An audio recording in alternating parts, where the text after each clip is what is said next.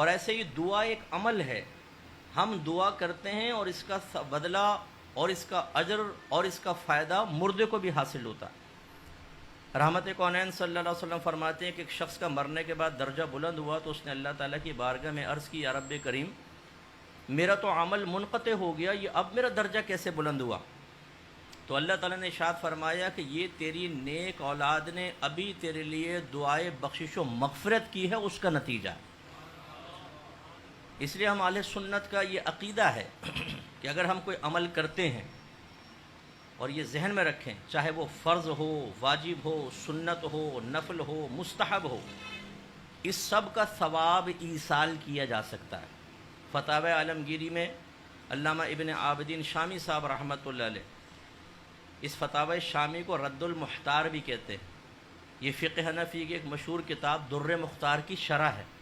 اس میں آپ نے خود یہ لکھا مسئلہ کہ فرض ہو، واجب ہو، سنت و نفل ہو، سب کا ثواب آپ بخش سکتے ہیں۔ اس کا مطلب ہے کہ یہ جو کہ ہم بعض لوگوں میں غلط فہمی ہوتی ہے کہ قرآن خوانی کراؤ اس کا ثواب بخشو، یا آیت کریمہ کرواؤ پھر کرو، تو اس کا بھی پہنچے گا اور آپ اہتمام کرنا چاہیں تو حرج نہیں۔ لیکن اگر آپ فرض نماز پڑھ رہے ہیں، پڑھنے کے بعد اس کا ثواب ایصال کر دیں۔ آپ کوئی نفلی کام کرتے ہیں، آپ کو صدقہ کرتے ہیں، سب کا ثواب۔ اچھا، یہ بھی میں نے دیکھا ہے، اگر میری بہنیں بھی سن رہی ہیں یا بعد میں سنیں گی، بہنوں میں خاص طور پہ میں نے ایک بخل کی سی کیفیت دیکھی ہے۔ ایک قرآن ختم کیا، بھائی کس کے لیے؟ نانی کے لیے، یہ صرف میری نانی کے لیے۔ دوسرا قرآن پڑھیں گی یہ امی کے لیے۔ ارے بھائی آپ کیوں بخل کر رہے ہیں؟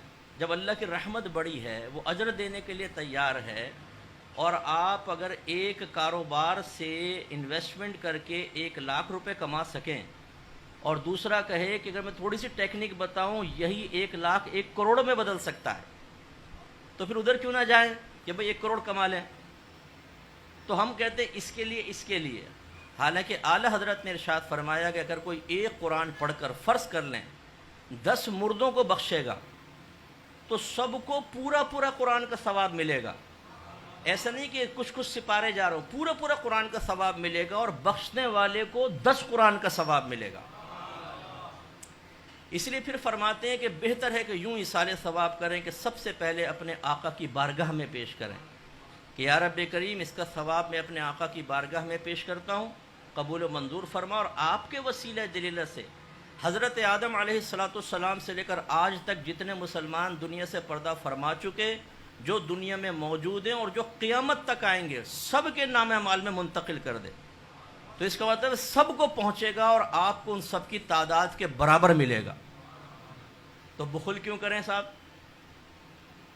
ہم یہ سوچتے ہیں کہ نہیں، اگر دادا کو بھی کر دیا، دادی کو کے ساتھ ساتھ دادی کہیں گی یہ تم نے کیا کیا؟ ساری زندگی دادا کو برداشت کرتی رہی، تم نے مرنے کے بعد بھی میرے ساتھ کر دی پارٹنرشپ۔ ارے بھائی کریں، کوئی فرق نہیں پڑتا۔ یہ بخل کی کیفیت سے ہمیں باہر نکلنا چاہیے۔ ہمیشہ وسعت رکھیں، اللہ تعالیٰ بڑا رحیم و کریم ہے۔ ہر ایک کی قبر میں نور اترتا ہے، جب آپ ایصال ثواب کرتے ہیں اجتماعی طور پر تو قبور میں نور اترتا ہے۔ حضرت مالک بن دینار رحمۃ اللہ علیہ فرماتے ہیں، میں سفر کر رہا تھا، قبرستان کے پاس سے گزرا تو مجھے ایک نور نظر آیا، تو میں نے کہا لا الہ الا اللہ، ایسا لگتا ہے کہ اللہ نے ان سب کی بخشش کی ہے، کیسا نور نازل ہو رہا ہے۔ تو مجھے ایک غیبی آواز آئی، وہ گویا کہ ایک مردہ کہہ رہا تھا۔ اس نے کہا کہ یہ نور ایک شخص کے ایصال ثواب کا ہے۔ تو میں نے کہا وہ کیا تھا؟ اس نے کہا اس شخص نے ایک دن وہ اپنے حجرے سے باہر آیا اور 2 رکعت نماز اس طرح پڑھی کہ الحمد شریف کے بعد ایک بار قل یا ایھا الکافرون اور ایک مرتبہ سورہ اخلاص، دونوں رکعتوں میں سے پڑھ کے اس کا ثواب ہمیں بخشا، یہ نور تم اس کا دیکھ رہے ہو۔ تو حضرت مالک بن دینار رحمۃ اللہ علیہ فرماتے ہیں کہ میں نے تہیہ کر لیا، اب میں بھی اسی طرح ایصال ثواب کروں۔ کچھ عرصے بعد کہتے ہیں مجھے خواب میں نبی کریم صلی اللہ علیہ وسلم کی زیارت ہوئی، اور سرکار نے ارشاد فرمایا کہ اے مالک، جتنا تو نے میری امت کو ہدایہ بھیجے اس کے بدلے میں اللہ تبارک و تعالیٰ نے تیری بخشش فرما دی۔ اور یہ اچھی طرح یاد رکھیں کہ جب آپ اپنے ذہن میں وسعت پیدا کر کے خصوصاً انبیاء علیہم السلام، صحابہ کرام، اولیاء عظام اور اہل بیت اطہار کو ایصال ثواب کرتے ہیں، ثواب ایصال کرتے ہیں، ان کے پاس پہنچتا ہے۔ آپ کے نام کے ساتھ آپ کے والد کے نام کے ساتھ تعارف ہوتا ہے، یہ فلاں بن فلاں نے بھیجا ہے، اس سے ان کے درجے بلند ہوتے ہیں، ان کے قبور میں انوار و تجلیات اللہ کی طرف سے نازل ہوتی ہیں، رحمتیں نازل ہوتی ہیں، انہیں روحانی سکون ملتا ہے۔ جب آپ ان کے لیے اس طرح روحانی سکون اور درجات کی بلندی کا سبب بنتے ہیں، علماء کہتے ہیں اب ذرا تصور میں سوچیں، جب آپ میدان محشر میں پہنچیں گے اور ان نفوس قدسیہ کو اللہ تعالیٰ اذن شفاعت عطا فرمائے گا، تو یہ کسی کا احسان نہیں رکھتے ہیں، یہ تمہیں ڈھونڈ ڈھونڈ کر تمہاری شفاعت کریں گے۔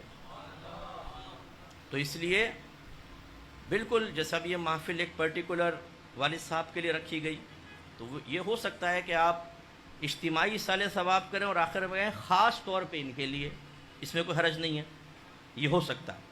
تو جیسے بھی یہ رکھی گئی ان کے لیے خاص اصالِ ثواب، اور دعا میں سب کو بخش دیا جائے، سب کو اصال کیا جائے، تو انشاءاللہ تعالی میدان محشر میں، اور پھر ہم اہل سنت کے لیے خاص طور پہ بڑی سعادت کی بات، ہم کوئی زندگی میں ایک بار نہیں کرتے ہیں، ہم تو بار بار کرتے ہیں۔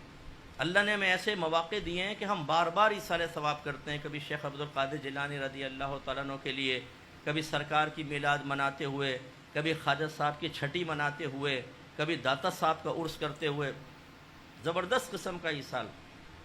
تو انشاءاللہ ہمارے اللہ تعالیٰ نے ہمیں توفیق دی، اور ہمارے وسیلے سے، اگرچہ وہ محتاج نہیں ہیں، وہ تو بالکل محتاج نہیں، لیکن ان کے درجے بلند ہوتے ہیں۔